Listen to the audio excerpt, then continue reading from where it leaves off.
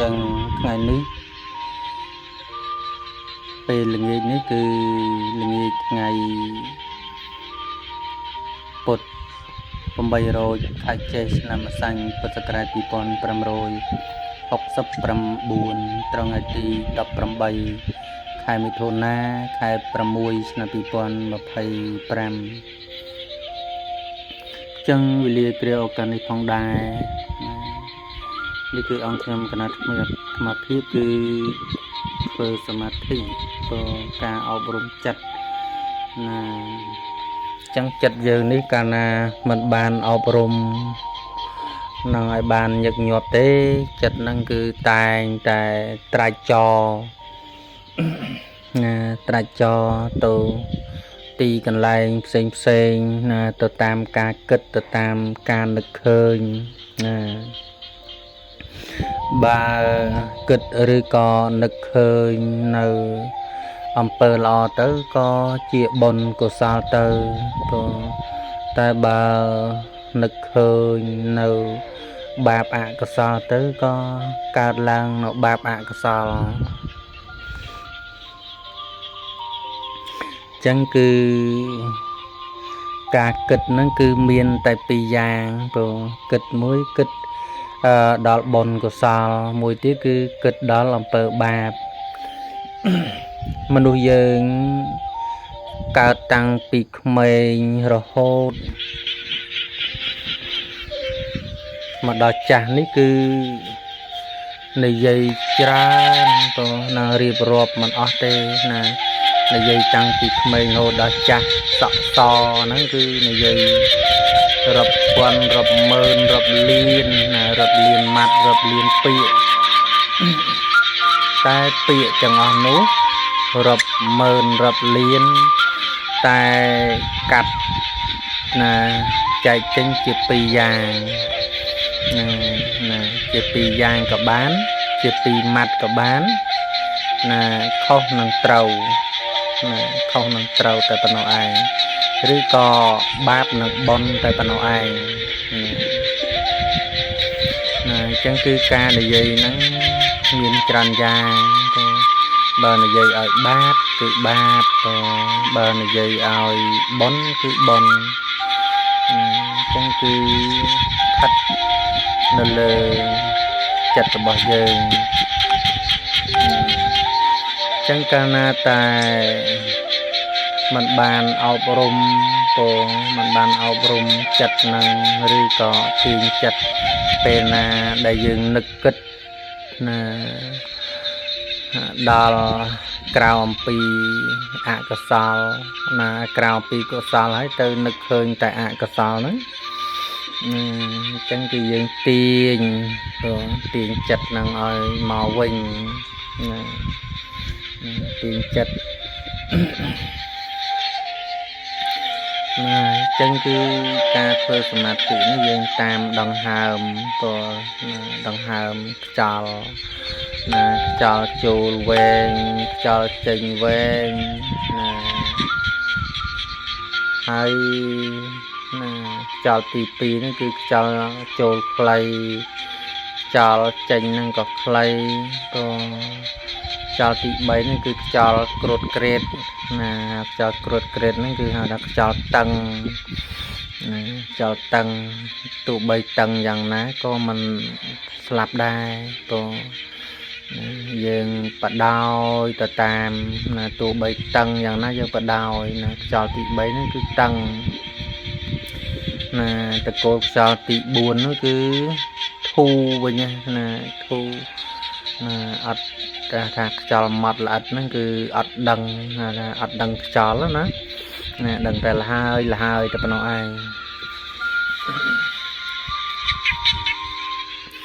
ហើយបន្តទៅគឺអង្គខ្ញុំគណៈស្មារតីក៏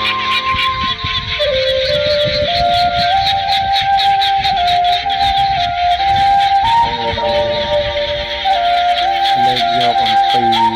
កំណើត4យ៉ាងទៅកំណើត4យ៉ាងទី1អនិច្ចកំណើតកើតអំពី ពងឬក៏សុទ្ធចឹងគឺសត្វដែលកើតកំណើតដែលកើតពីដងណាកំណើតកើតអំពីពងឬសុទ្ធនេះបានន័យថាកំណើតហ្នឹងកំណើតកើតពីរដងណាដូចជាមន់អញ្ចឹងមន់ទាសត្វបាក់សីទាំងអស់ហ្នឹងណាអញ្ចឹងគឺកើតមកកើតដំបូងហ្នឹង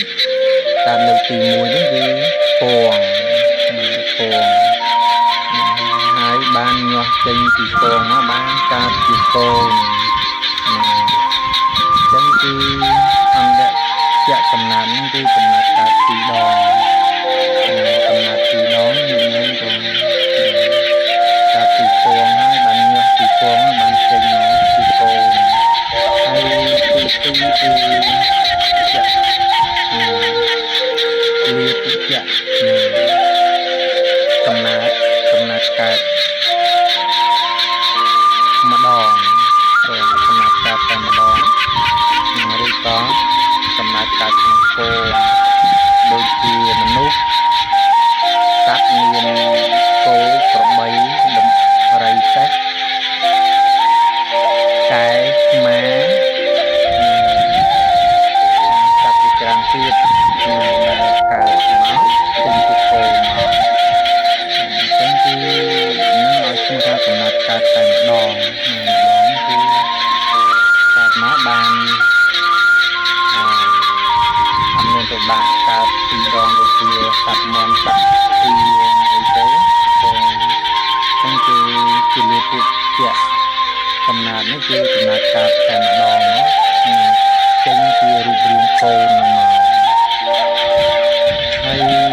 ទី3នេះតាំងទៅជាកំណើតកើតពីមាសស្អែលកើតពីមាសស្អែលចឹងគឺកំណើតកើតអំពីមាសស្អែលនេះដូចជាមូស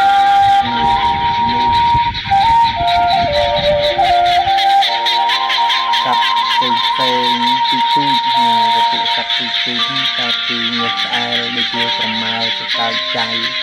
ជាដើមពីផ្សេងមូសនឹងមកកើតអំពីមាសស្អែលហើយទី4នេះគឺឧបាបកកំណើតឧបាបកកំណើតគឺកំណើតកើតឯងកំណើតកើតឯងមានយើងរាប់ទៅខាងក្រោមមានរូបប្រែតមនុស្សអសុរកាយមនុស្សទាំងអស់នេះសុទ្ធតែផ្នែកខាងអកុសលខាងបាបណាចឹងគឺកំណត់កើតឯងមានដូចរូបប្រែតអសុរកាយអមនុស្សជាដើមហើយនឹងកើតអំពីផលបាបចំណែក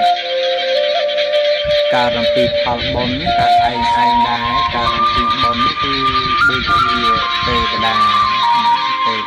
ព្រំជាដើមទេវតាទាំង6ជាន់អញ្ចឹងគឺជុតទៅធំកើត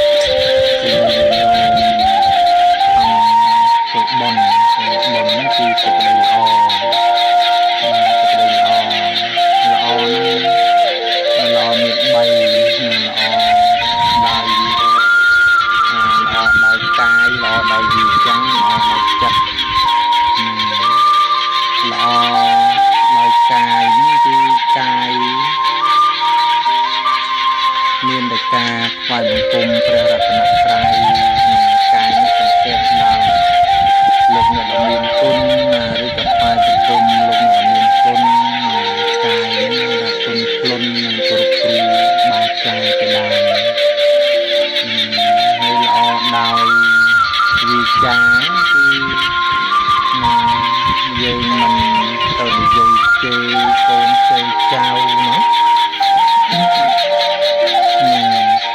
យើងមិនទៅនិយាយជ័យកូនជ័យចៅឬក៏និយាយអុចអានិយាយចាក់ដោតនិយាយដើម្បីឆ្លោះឬក៏និយាយដើមទេល្អដោយវាចានេះមិនល្អតែចំពោះមុខទេគឺល្អទាំងកំបាំងមុខល្អទាំងកំបាំងមុខទាំងចំពោះមុខទាំងកំបាំងមុខបើថានិយាយនៅពីមុខហើយល្អនៅពីក្រោយក៏យើងនិយាយល្អនឹងគឺឲ្យឈ្មោះថាល្អដោយវិចារចំណែកល្អដោយចិត្តគឺចិត្តនឹងតែតែគិតសេចក្តីល្អនឹងខ្លាចបាបមកបាបគឺនឹងអត់ទៅបាក់មកបាក់ទៅបាបនឹងឯងចឹងកាលណាបុគ្គលបានធ្វើល្អនិយាយល្អគិតល្អទាំង3យ៉ាងនេះគឺឈ្មោះថាបុណ្យកុសលនៅតាមតែរសាអស់លោកអ្នកសប្បុរសទាំងឡាយចឹងគឺ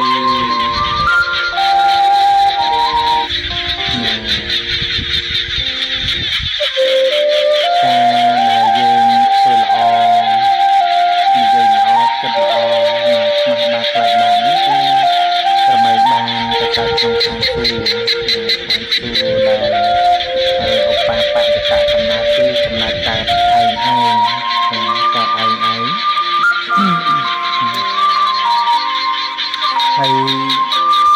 ចាំមិនគួរប្រែខ្លះកំណើតកើតឯងកំណើតកើតខ្លះដែលតូចស្រាលចិត្តអស់កម្មចិត្តអស់កម្មណាចឹងគឺពួកប្រែនោះឯងបានទទួលអនុមោទនានៅទីទានរបស់សច្ចចាលញាតិសន្តានដែលនៅជាមនុស្សនៅធ្វើបុណ្យទៅអតិទានទៅហ្នឹងឬក៏ពួកប្រែដែលកើតនៅក្នុងឧបាបតិកៈពួកប្រែដែលកើតនៅក្នុងកំណត់3ពួកប្រែ3ពួកហប់ពេលហប់នេះគឺប្រែនឹងប្រែ3ពួកហប់ទៅសាសវន្តកៈប្រែនឹងនេះគឺមហន្តកៈប្រែហើយនេះគឺទៅឃើញចឹងគឺប្រែទាំង3ពួកនេះឯងគឺទទួលអនុមោទនាអំពីទានរបស់ញាតិញោមទាំងបានប្រកេនហើយបានទិសទៅ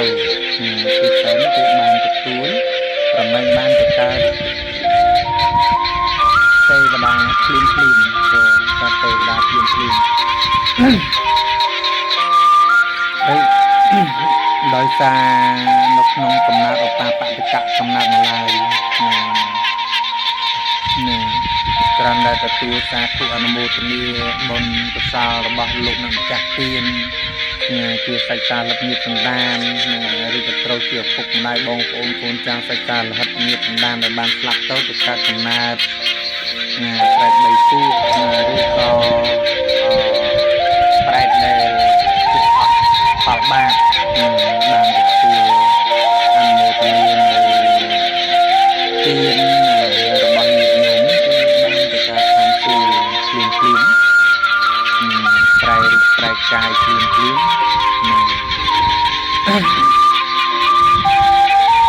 ចឹងគឺឧបាបតិកៈកំណើតនោះយ៉ាងនោះឯងចឹងញាតិញោមទាំងនោះទៅបាន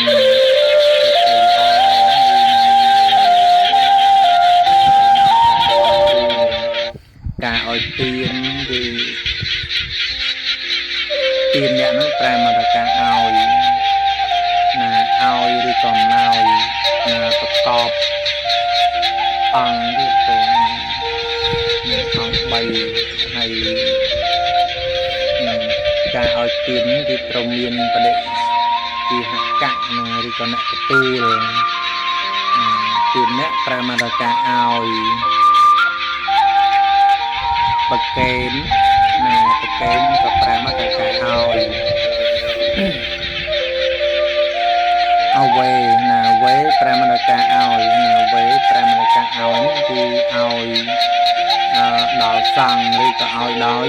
វាចាវេនគឺគ្រាន់តែឲ្យដោយវាចាទេមិន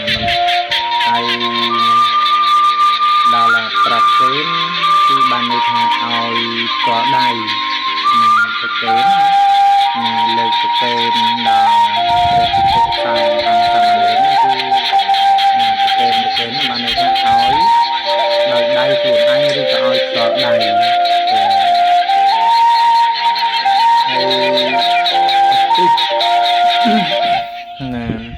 ឧទ្ទិសនេះគឺប្រាមរកាឲ្យ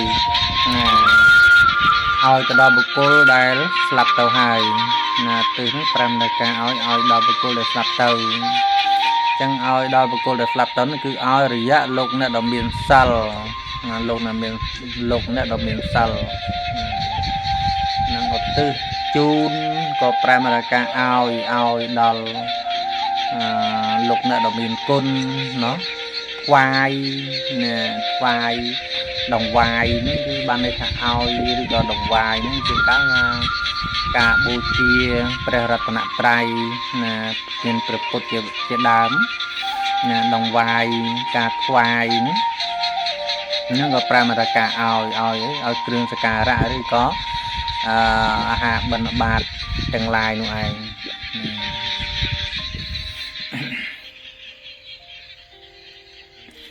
ហើយមនុស្សយើងគឺមានសញ្ញា4មនុស្សយើងញាតិញោមមនុស្សយើងមានសញ្ញា4ទី1អាហារសញ្ញាអាហារសញ្ញានេះគឺពេលណាដែលឃ្លានអាហារអាហារសញ្ញានេះបានន័យថាដឹងអំពីការ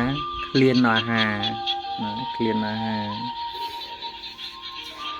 អាហារសញ្ញាអញ្ចឹងមានមនុស្សយើងមានសញ្ញា4មាន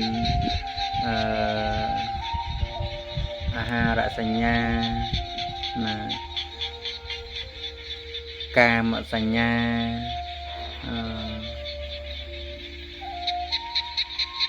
ភយសញ្ញាធម្មសញ្ញាអញ្ចឹងគឺទី1មានអាហារសញ្ញាដឹងឃ្លានអំពីអាហារហើយក៏ទៅរកបរិភោគហើយទី2ក៏ទី2នេះគឺតណ្ហាសញ្ញាដឹងអំពីសេចក្តីចង់បានតណ្ហាសញ្ញាឬក៏កាមសញ្ញាសេចក្តីប្រាថ្នាចង់បានហើយទី3ភយសញ្ញានេះគឺភ័យខ្លាចស្លាប់ភ័យខ្លាចស្លាប់ហើយទី4គឺធម្មសញ្ញាធម្មសញ្ញានេះគឺមនុស្សមានធម្មសញ្ញាមានធម្មសញ្ញាកាលណាខ្វះធម្មសញ្ញានេះគឺទៅជាសត្វតិរិច្ឆានអញ្ចឹងសត្វតិរិច្ឆានមានសញ្ញាតែ3មនុស្សមានសញ្ញា4បូកនឹងធម្មសញ្ញានឹង1ធម្មសញ្ញាធម្មសញ្ញានេះបានន័យថាពិចារណានុធម៌ទាំងឡាយពិចារណាសង្វេគចេះអាណិតចេះមានមេត្តាមេត្តាមានសេចក្តីអត់ធន់ខន្តីជាប្រចាំអញ្ចឹងទៅហ្នឹងគឺមនុស្សមានធម៌សញ្ញាមាន4សញ្ញាហ្នឹងចំណែកសត្វគឺមានតែ3សញ្ញាអាហារសញ្ញាហ្នឹងដឹងអំពីឃ្លានហេវបរិភោគហ្នឹងគឺស្វែងរកមិនថាសត្វតូចសត្វធំនេះគឺត្រូវការអាហារ ដែលព្រះអង្គសម្ដែងថាសព្វេសត្តាអាហារតនតិកាសត្វទាំងឡាយទាំងពួងហ្នឹងគឺរស់បានអាស្រ័យនៅអាហារចឹងទី2សញ្ញារបស់សត្វទី2នេះគឺកាមសញ្ញាណាកាមសញ្ញាណាហើយទី3គឺភយសញ្ញាចឹងសត្វមានភ័យណាខ្លាចនៅសេចក្តីស្លាប់ដែរណាមិនថាសត្វទូចឬក៏សត្វធំសម្បីតែមូសហ្នឹងក៏ចឹងដែរក៏វាភ័យខ្លាចងាប់ដែរពេលដែលវាខំយើងចឹងទៅណាពេលដែលយកដៃទៅរត់ផ្ទះតប់វាយវាហ្នឹងគឺវាភ័យណាសូម្បីតែសត្វមន់សត្វអីហ្នឹងណាក៏វាភ័យខ្លាចស្លាប់ដែរអញ្ចឹងមិនថាមនុស្សទេសូម្បីតែសត្វក៏វាដឹងវាមានសញ្ញាភ័យណាដឹងថាគេសម្លាប់វាអីចឹងទៅអញ្ចឹងមិនថាសត្វមានសញ្ញា3មនុស្សមានសញ្ញា4មនុស្សថែមធម្មសញ្ញា1អញ្ចឹងកាលណាមនុស្សខ្វះធម្មសញ្ញានៅសល់តែសញ្ញា3તોខ្វះធម្មសញ្ញាបើសិនតែបាត់បង់នៅធម្មសញ្ញាគឺមានសញ្ញា3ណាស្មើនឹងសញ្ញាសត្វតិរិច្ឆានសត្វតិរិច្ឆានមានសញ្ញា3កាមអាហារសញ្ញាកាមសញ្ញានិងភយសញ្ញាភ័យសញ្ញាភ័យមនុស្សមាន4ណាអាហារសញ្ញាកាមសញ្ញាភយសញ្ញាធម្មសញ្ញាចឹងគឺ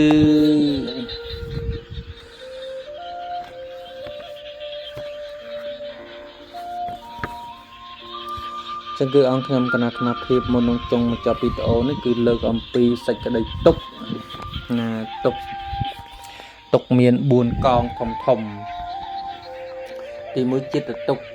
ព្រោះកើតកំណើតកើតជាមនុស្សសត្វហ្នឹងគឺលំបាកញោមព្រោះដោយព្រះសម្មាសម្ពុទ្ធអង្គសម្ដែងថាការទៅចុះចាប់បដិសន្ធិក្នុងគោកើតជាទីរក់ហ្នឹងគឺលំបាកប្រៀបដូចជាមនុស្សនៅក្នុងលាងភ្នំបិទទ្វារចិត្តអស់ហ្នឹងណាលំបាកទ្រាំហប់យ៉ាងណាអញ្ចឹងការដែលចាប់បដិសន្ធិកើតជាគោនៅក្នុងផ្ទៃមេដាហ្នឹងគឺលំបាកយ៉ាងនោះឯងនឹងហុំពាត់សុកក្នុងហុំពាត់រុំណាខ្លួនប្រានក្បាលទូលអាហារថ្មីគូតនឹងអង្គុយលើអាហារចាស់ណាចឹងហើយបានព្រះសម្មាសម្ពុទ្ធព្រះអរហន្តទាំងឡាយខំសន្សំបារមីទាំងឡាយនឹងដើម្បីឲ្យផុតអំពីកំណើតឲ្យផុតអំពីការកើតណាទូព្រះអង្គឆ្លងកាត់អំពីការកើតព្រះអង្គដឹងណាចឹងទៅក៏ព្រះអង្គខំព្យាយាមណាបានដល់ព្រះនិព្វានហើយទី2ជារាទុកណាទុកព្រោះចាស់ជារា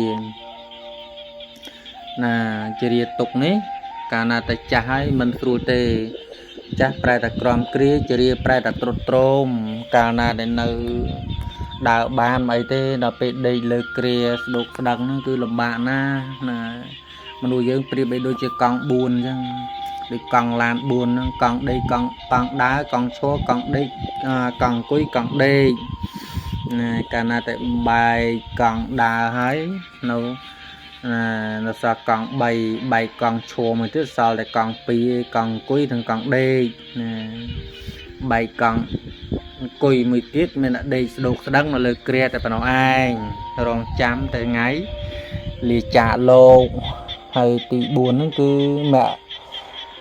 ទី4ហ្នឹងព្យាធិទុក្ខទុក្ខព្រោះឈឺណាកាលណាទៅឈឺហើយមិនស្រួលទេញាតិញោមណាព្រោះឈឺហ្នឹងរោគច្រើនណា